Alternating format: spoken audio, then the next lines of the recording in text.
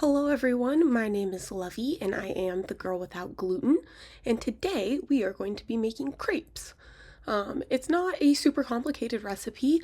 I will go ahead and put the recipe written out in the description box, but I have made this recipe so many times I just kind of go off of vibes. So I'm starting off with probably about 3/4 of a cup of flour. And this is just my normal flour blend that I like, the gluten-free flour blend. And I am recovering from a cold, so I actually think I'm going to have to mute the volume of this video because I'm sniffling and coughing in the whole thing. But here I'm just adding about a tablespoon of granulated sugar. If you were going to make more savory crepes, you could leave that out, but we like sweet crepes, so I add that in. And then it's just a pinch of salt, and those are our dry ingredients. So we just whisk to combine. And then the easiest way that I have found to make crepe batter without getting any lumps in it is to be very slow adding in your liquid. So I like to start with the eggs, and I go ahead and add 3 eggs to this. And then I'm going to whisk until it forms a paste. That's one of the things that's nice about working with gluten-free flour, because there is no gluten. You don't have to worry about over mixing the batter. So I know a lot of people will make crepes in like a blender or something, and I just don't find that necessary because this is just how I do it. It takes a little bit of extra time to do it by hand, but it's not too bad. I think maybe it takes me 10 minutes altogether to make the batter, so it's not really a hardship. But here I am, and I'm going to fully incorporate the eggs until it is a homogeneous mixture and there's no lumps, and it's just a paste. So I did go ahead and speed up the whisking just because it's a little boring to watch. But yeah, you can see the batter is getting nice and thick. It's really clinging to the whisk at this point. And just keep whisking until it is a well-combined mixture. When the batter is pretty thick, you do want to make sure that you're scraping off your whisk, just because otherwise the dough that is like stuck in the whisk isn't going to fully incorporate. So now I just add a splash of vanilla extract. Again, if you were going to make these more savory, you could leave that out, but we prefer sweet crepes. And frankly, the batter for the crepes itself isn't super sweet, so you could still make these into savory crepes if you wanted. Then we're going to add a couple tablespoons of a neutral flavored oil. So I'm using canola oil, but you could also use like avocado oil, or if you wanted to, you could use melted butter. But I'm lactose intolerant and I didn't feel like melting butter, so I just went for oil. And again, now that we've just added some more liquid, we are going to fully incorporate the small amount of liquid that we just added until we have a smooth mixture again.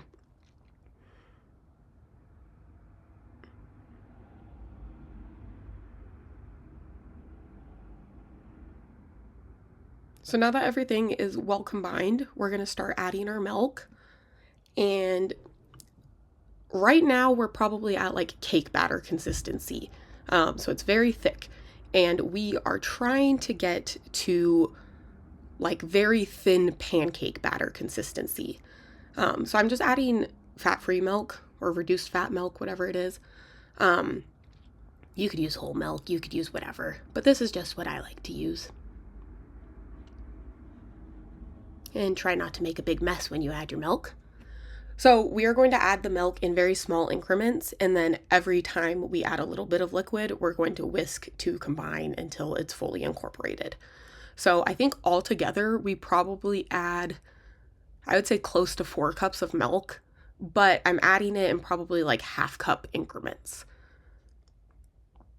And you'll be able to see every time you add the milk, I mean, obviously the batter is going to get a little bit thinner, but it gets a little bit easier to incorporate the milk after each addition, just because it doesn't clump up in the whisk as much. So the first few times you do have to scrape it out of the whisk.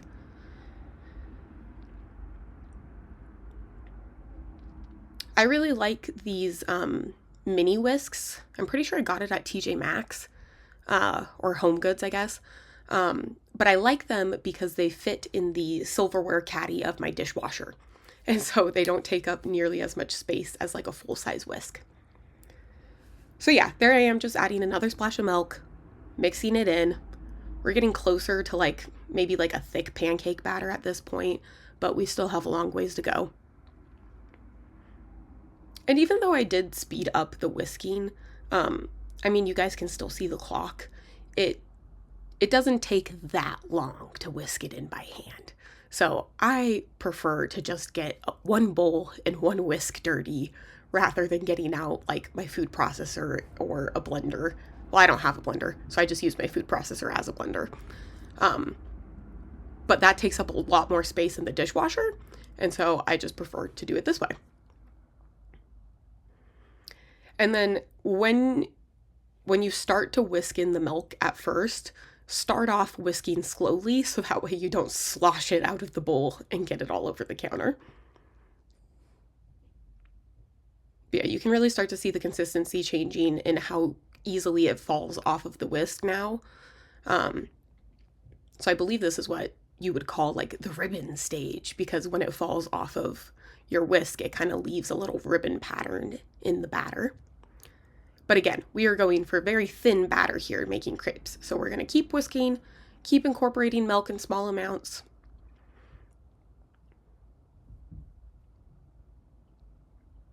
And it's hardest at the beginning when you really have to go slow. And then as it gets to be a looser batter, it's a lot quicker to incorporate it.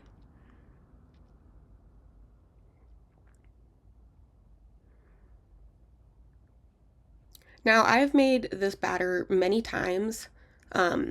Crepes is one of the things that my mom usually requests for Mother's Day.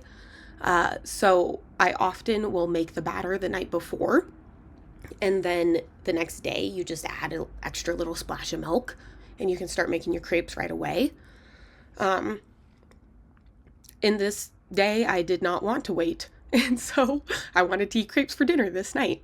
And so I let the batter rest a little bit while I'm making the rest of the fillings, but it doesn't need to rest for very long, especially because I am taking the time to really incorporate it without getting any lumps in the batter. You don't really need to rest the batter because usually that is when people will let the batter rest so that the clumps fully hydrate. So if you're careful about incorporating your liquid slowly, then you just don't have any lumps and you don't really have to worry about that. But then, of course, nothing bad happens if you let it sit overnight. And I do end up with some leftover batter that I just stick in the fridge and we eat it over the next couple days. All right, so now that I've got my batter to the consistency that I want, I am moving on to my blackberry syrup. And so I actually had thought that I was going to make these crepes for dinner the night before.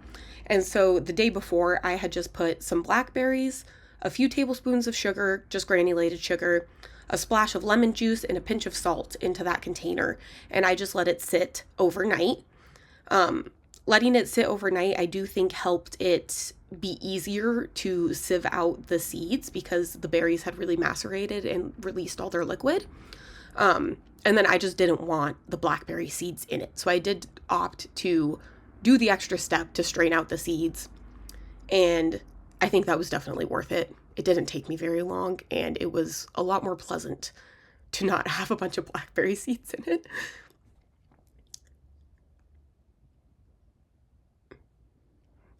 So yeah, it just takes a few minutes, and you do really have to push it through the sieve.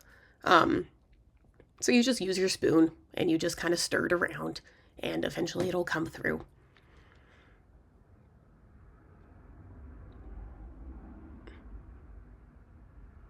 Oh, and there's a little appearance of Mac. He wanted to know what was going on.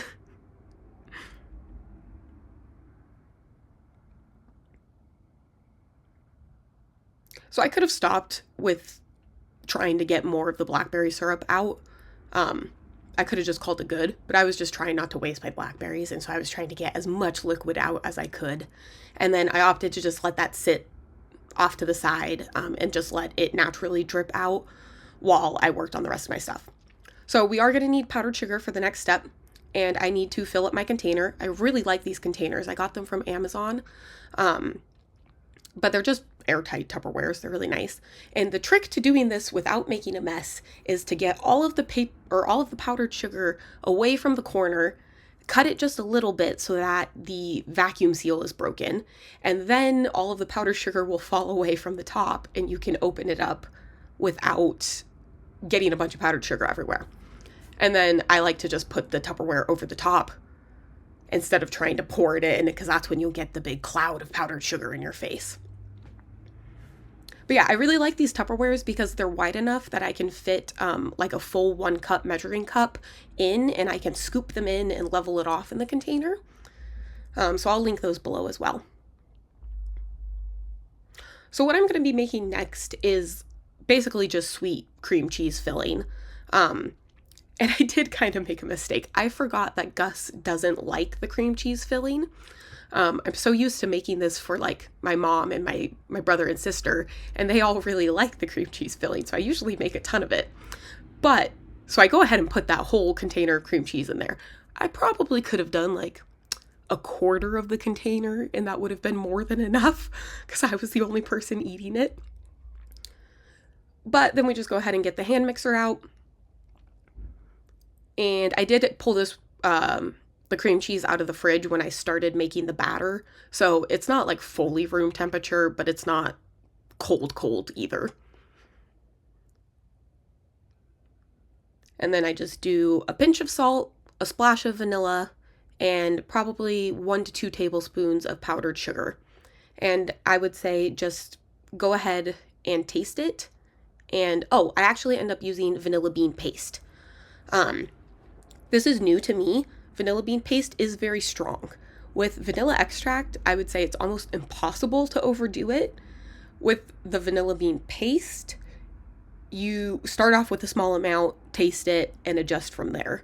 But yeah, I opted to do the vanilla bean paste just because then you get the little vanilla bean flakes in the cream cheese, and I thought that was pretty. But then with vanilla bean extract, you don't get the I think they call it like vanilla caviar, but like the little flakes. And so that's why in the batter, I didn't want the flakes. So I used extract. And in the filling, I did want the flakes. So I used the puree.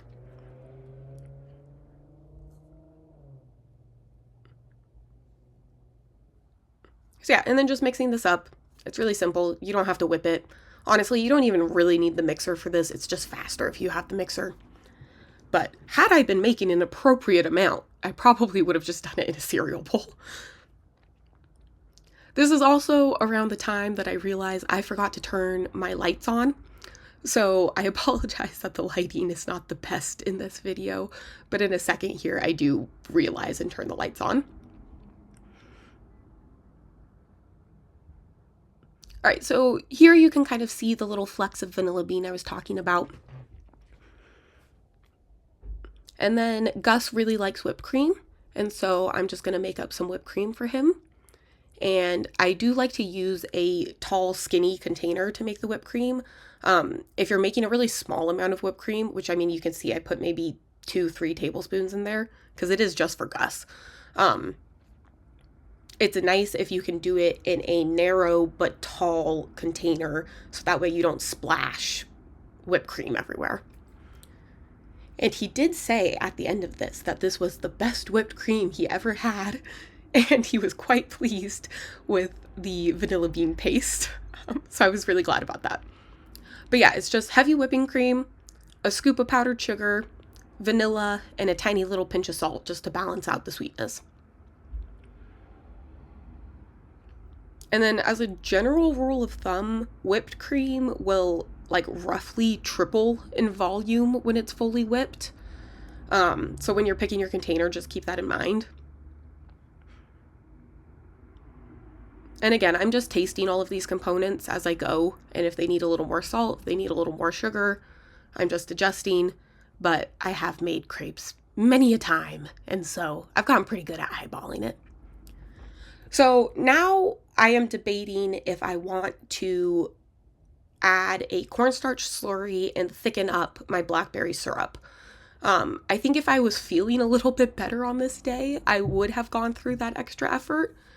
but it tasted really good just like that. And because I had made it the day before, the granulated sugar had dissolved, and so it didn't need any extra heat. And I opted to just leave it at the consistency it was and call it good. Because frankly, at this point, I was getting really tired. I think I know at one point, I actually pull a chair over to the stove so I can sit down. But now that we have our batter made and we have our filling components made, we can move on to actually making our crepes. And so just get rid of the whisk at this point because we're not using it anymore. Now, traditionally, crepes are cooked at a very high temperature and they cook really, really fast. And that's good. I mean, it definitely goes quicker if you do it that way, but you don't necessarily have to do it that way. So I actually keep the pan on a really low heat this day, especially because I'm not feeling good. I just wasn't moving very quickly. And so I just opted to keep the pan on low. And then that way I wasn't worried that I was going to burn my crepes.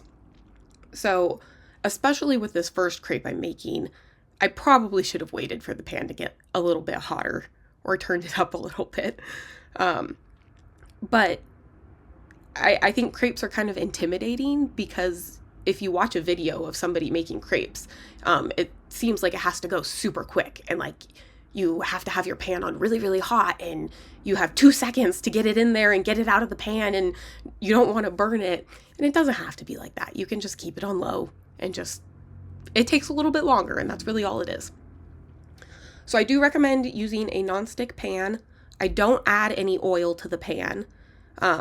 If you add oil or butter, it makes it hard to swirl it and distribute the batter over the bottom. So I would just use a nonstick pan with no extra oil.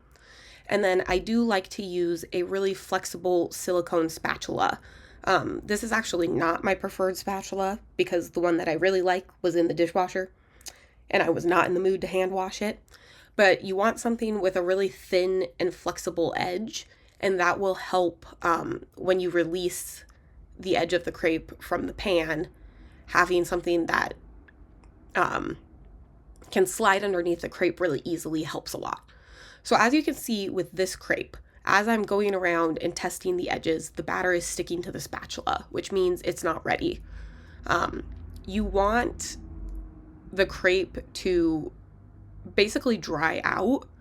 I was having a hard time getting it on film, but you'll be able to see like the batter will dry out. It will go from looking like a liquid to all of a sudden it will look like a solid. And that's when you want to flip it.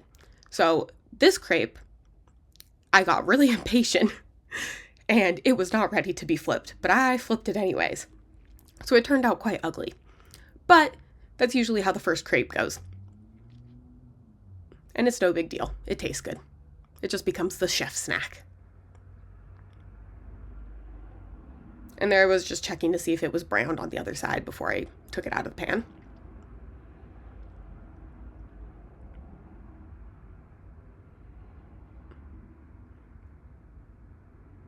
So this swirl right here is what I was talking about earlier.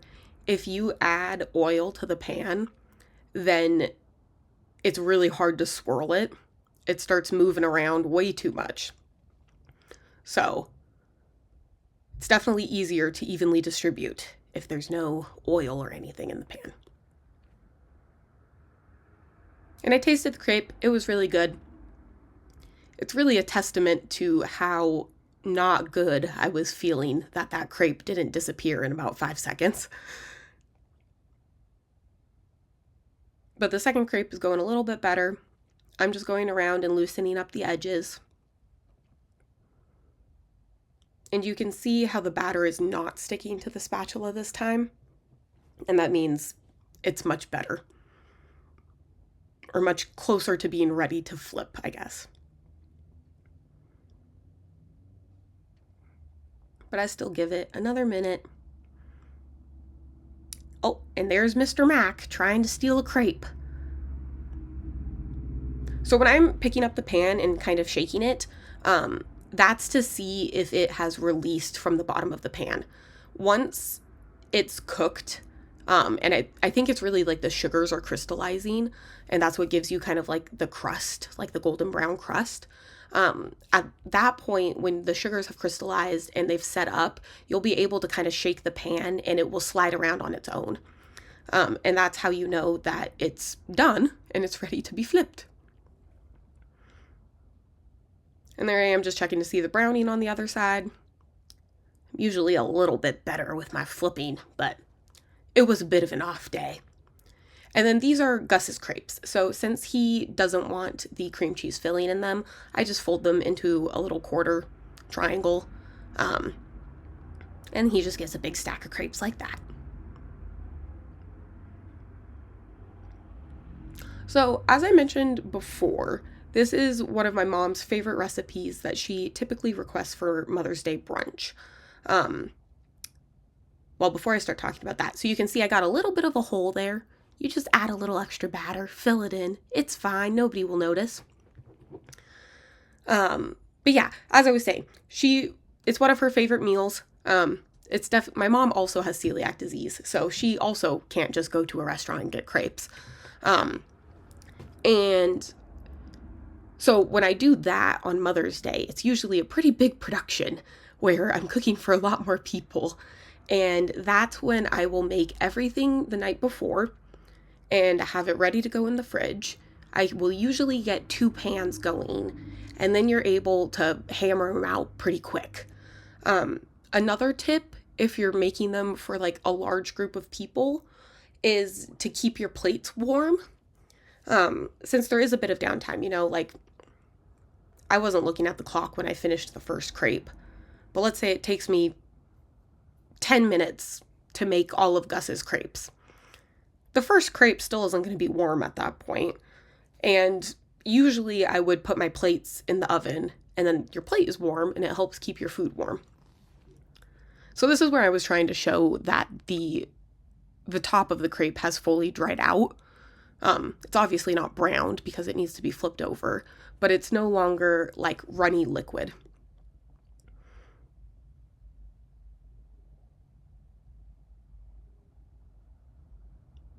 And you can kind of see too, I'm trying to slide it over, but it hasn't fully cooked yet. So it's not really sliding. And if you give it just a few more seconds, especially on the second side, it only takes a few seconds, then it will release and then I can slide it around.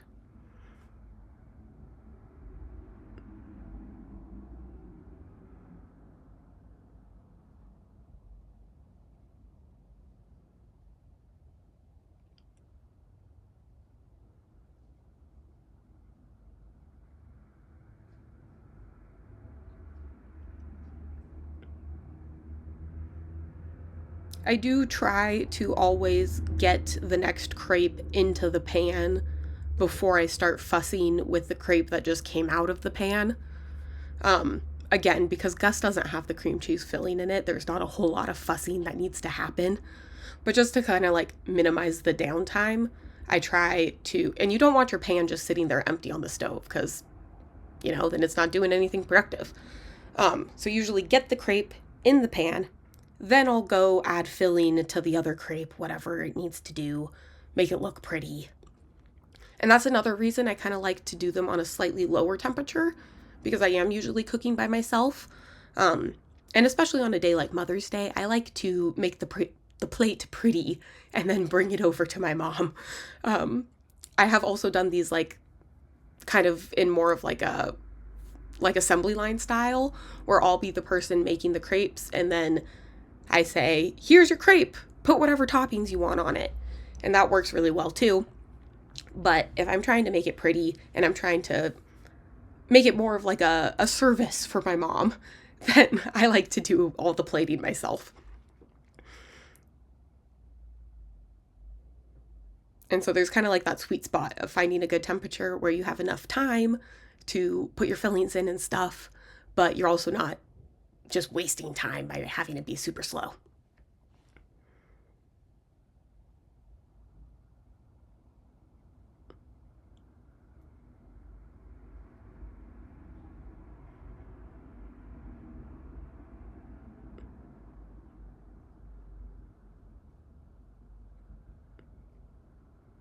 One of the other reasons that it's really nice to make everything the night before is not just for time wise of I don't have to wake up as early on Mother's Day, but also it's usually the dishes that is a limiting factor.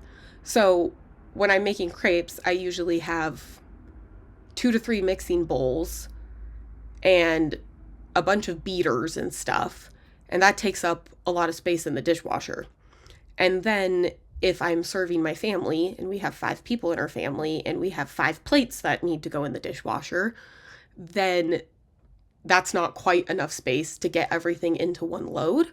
And especially on a day like Mother's Day, where I'm trying to not create more work for my mom in the kitchen, I want all of our dishes to be able to fit in one load of the dishwasher when we're done with brunch. So if I can have everything prepped and ready to go the day before, all of the dishes that were necessary to make the components are already washed and put away. And then it's just the pan, the serving dishes, and like cutlery, basically. And that is especially important if I'm making more than one food item. Like a lot of times I'll make eggs Benedict along with the crepes, and then I really would not be able to fit everything into one loaded dishwasher. So I just go ahead and hide the ugly crepe underneath the pretty crepes for Gus. And nobody's the wiser.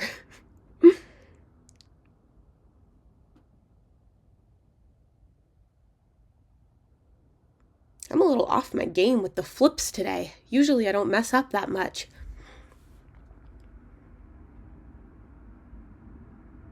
Yeah, but altogether, crepes, like, this took me about an hour to make everything and to stand there at the stove. It's not necessarily a complicated recipe. It's really just you have to stand there and flip the crepes for a little bit.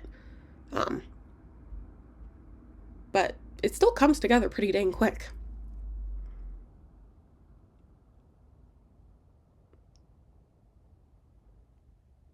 And obviously, if I wanted these crepes to be bigger, I would have just gotten out a bigger pan and then put 2 scoops of batter in each one.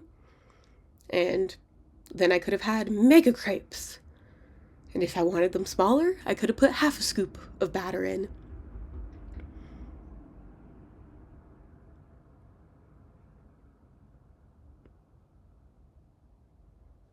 So I'm just making sure that Gus has a good drizzle of the blackberry syrup, since I know he really likes blackberries. And then a big dollop of whipped cream, because I know he really likes whipped cream. I was quite proud that he said it was the best whipped cream he ever had. And then, since I still had some fresh blackberries, I threw those on top just to make them look pretty. Ta-da! I was also filming using my back camera for this, so sometimes I wasn't perfectly in frame. So I apologize for that. Alright, so now Gus has already chowed down on his crepes and told me that he really liked them, so that was nice. And then I am just making a crepe for myself.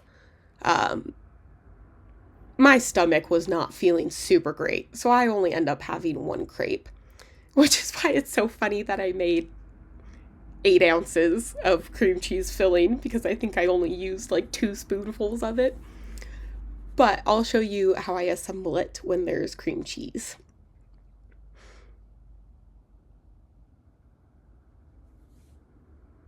And again, the leftover batter, I just stick it in the fridge, and when I go to make it the next day, if it needs a little splash of milk, cool. If not, then you just roll without it. And I do like to roll up the crepes when there's the cream cheese filling, so you'll see that in a second. And I think that would technically be like a bolins at that point. I don't think it's a very traditional French crepe to put the cream cheese in, but it sure is tasty. So yeah, there's my crepe. Thank you so much for watching. Again, my name is Lovey, and I am the girl without gluten. And I hope you have a good rest of your day, everyone. And there's a little cross section for you. All right, thank you so much. Bye.